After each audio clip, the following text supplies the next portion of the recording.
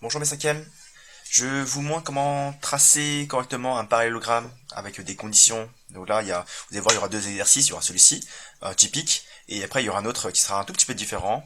Donc on va procéder fortement différemment dans la construction. Donc toujours prêt, rapporteur est prêt, équerre peut-être, oui, et lui aussi il est utile, et bien sûr votre crayon ou leur critérium. On va commencer par donc toujours tracer, déjà faire à main levée votre figure à main levée, si elle n'est pas faite.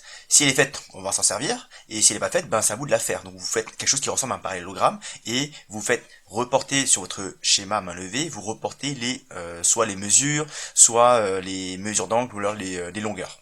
Ok? Parce que ça sera toujours plus simple de suivre un schéma que de suivre du texte.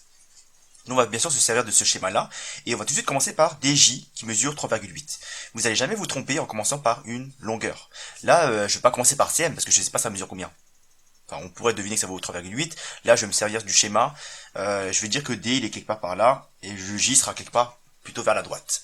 Donc là, si par exemple je trace 3,8 cm, alors, donc là je vais de 3 jusqu'à 6,8, ça me fera bien 3,8 cm, à peu près ici. Ok, donc là j'ai mon point J qui est là. Ok, là j'ai bien 3,8 cm. Peu importe l'orientation, que ce soit un peu plus vers le haut ou un peu plus vers le bas, c'est pas très grave. Là ce qu'il me faut c'est que là, entre donc l'angle DJM doit faire 52 degrés. D'accord? Là je peux pas tracer au hasard 2,7. D'accord? Là ça vaut 2,7, oui, mais il faut bien respecter l'angle qui est là. Okay, donc pour avoir l'angle, il faut absolument demander à notre ami le rapporteur qui nous donne l'angle. Et là, je le mets à l'envers parce que l'ouverture se fait comme ceci. Vous voyez? Donc là, c'est la partie qui ne bouge pas, c'est le point J. Le point J qui bouge pas, et ça pivote comme ceci. Ok? Donc là, je vais chercher une ouverture de 52 degrés, et il faut bien sûr placer le centre de votre rapporteur sur le point qui ne bouge pas, c'est-à-dire sur J. Donc je vais placer comme ceci. Ça, c'est une première chose. On place ça comme il faut, on prend le temps de placer bien comme il faut. Après, il faut vérifier aussi. Là, vous voyez, là, il y a un petit écart. Je vais faire exprès pour que vous voyez bien. Mais là, il y a un petit écart. Je sais pas si vous voyez bien. Il y a DJ qui est derrière, là. Alors que normalement, cette graduation, là, 0,180, elle doit être bien passer bien par-dessus. Là, on est un peu mieux. Vous voyez la différence? Donc là, il y a un écart de quasiment 2-3 degrés. Ça va forcément fausser votre figure. Bien, on fait comme ça, on vérifie ici, première chose, on vérifie de l'autre côté. Dès qu'on a bougé, on vérifie encore une fois. Là, j'ai bien le centre de mon rapporteur qui est bien sur J, le point qui bouge pas, et ce trait-là, la graduation 0,180, elle passe bien sur DJ. Si vous voulez, vous pouvez aussi très bien faire une chose, hein. On peut très bien faire ça. On prolonge DJ des deux côtés. Vous allez voir l'intérêt. Hop, si je fais ça, c'est encore mieux. Pourquoi? Bien sûr, DJ n'a pas changé de place.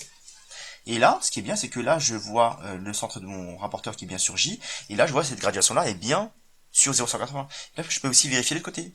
À droite, là. Ok? Donc là, c'est encore mieux. C'est encore plus précis. Voilà. Là, il est parfaitement bien placé, mon rapporteur. Je vérifie ça. Et au moins une fois, une graduation. Ok? Là, je vais chercher 52 degrés. Et bien sûr, on cherche toujours à partir de 0. Là, n'oubliez pas ce que je vous ai dit. Il y a le point J qui bouge pas. Et là, la poignée de porte est là. La poignée de porte est là. Ok, donc on va tourner et la poignée de porte elle indique bien où est le zéro. Donc le zéro ici, chez nous, il est à gauche. Ok, je vérifie ça, on est bon. Ok, bien. Donc le zéro il est là. 0, 10, 20, 30, 40, 50 et 52 degrés. Le 50 il est aligné avec le 130. On peut aller chercher la graduation qui est ici, deux traits après le 130 pour avoir le 52 degrés. D'accord? Parce que ici 52 degrés c'est très petit, c'est un peu resserré. C'est plus simple de prendre les graduations qui sont un peu plus espacées.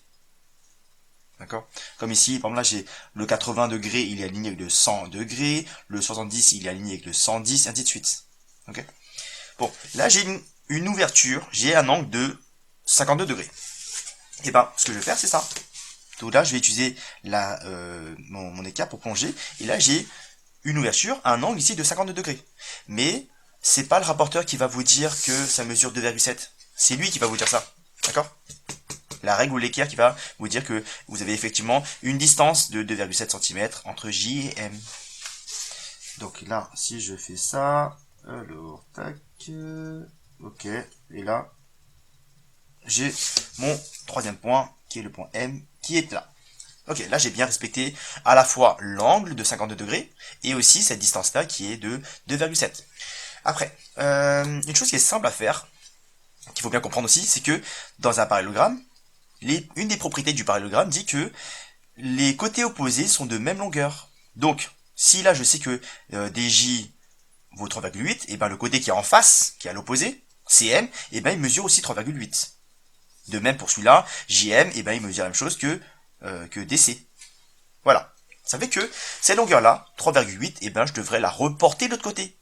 C'est pour ça qu'on va utiliser le compas. Le compas, lui, son rôle, il sait pas mesurer, il sait juste conserver des longueurs. Donc là, si je prends la même chose que là, je devrais avoir 3,8. Prenez le temps de placer votre compas, parce que si vous êtes imprécis ici, ben forcément ce qui va suivre, ça sera imprécis aussi. Donc là, si je fais ça, et ben j'ai tous les points qui sont à 3,8 cm de M. Ok, on a dit que C, il est à 3,8 cm de M. Comme ici. 3,8, 3,8. Et après, pareil, de l'autre côté, je vais récupérer 2,7. 2,7. Je fais quelques essais. Là, je suis bon. Hop, c'est bon. Ok. Là, j'ai bien 2,7 là, centimètres, JM. Et de l'autre côté, pareil. 2,7, 2,7. Donc là, je vais utiliser mon compas, je vais piquer sur D.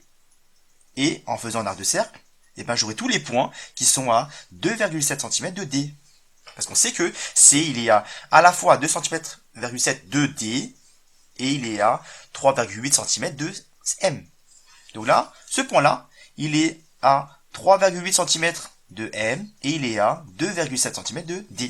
Donc voilà mon point C. Et ce point C, il a bien respecté les deux conditions, 2,7 et 3,8. Bon, on fait ça, et on a fini. On peut très bien prolonger un peu plus loin, c'est pas grave, j'ai bien placé déjà où est mon point C. Paf, et voilà mon parallélogramme. Et donc si vous faites bien les choses, et ben ce côté-là et ce côté-là sont parallèles, ce côté-là et ce côté-là sont parallèles. On va passer à l'autre figure. Alors l'autre figure elle est un tout petit peu différente, ça reste toujours en parallélogramme, mais par contre on nous a pas donné les mêmes informations. On nous a pas donné d'angle cette fois-ci. Alors on vous dit quoi? Donc on sait déjà que c'est un parallélogramme, ça c'est une chose qui est dite. Dans un parallélogramme, on sait que les diagonales se coupent en leur milieu. Ça veut dire que l'intersection de ces deux diagonales, de FA et de JK, les deux diagonales quand se coupent, et ben ce point-là c'est le milieu pour les deux diagonales. Donc si lui c'est le milieu de FA, et que de F jusqu'à ce point-là que je vais appeler O, de FO ben, ça mesure 2, et ben OA mesure aussi 2. Et pareil, JO, ben, vu que O c'est le milieu de la diagonale JK, et ben si là j'ai 3, ça c'est la moitié, et ben voilà, là je devrais avoir aussi 3 de l'autre côté, et donc JK vaudra 6. Ok, j'ai ça. Donc on peut faire quoi? Et ben on peut se concentrer d'abord sur on va se concentrer sur le triangle FOK. Vous voyez? FOK, le triangle. Et ben, normalement avec le niveau 6ème, vous devez savoir le faire ça. On va toujours commencer par une longueur.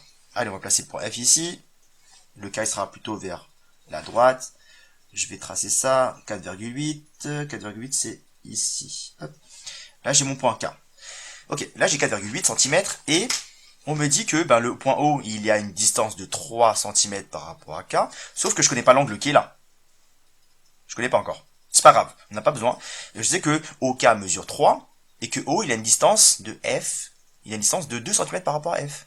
Donc là, vous allez utiliser, encore une fois, lui. Parce que lui, il va conserver les longueurs. Lui, il va prendre 3 cm. Hop, 3 cm. Ok.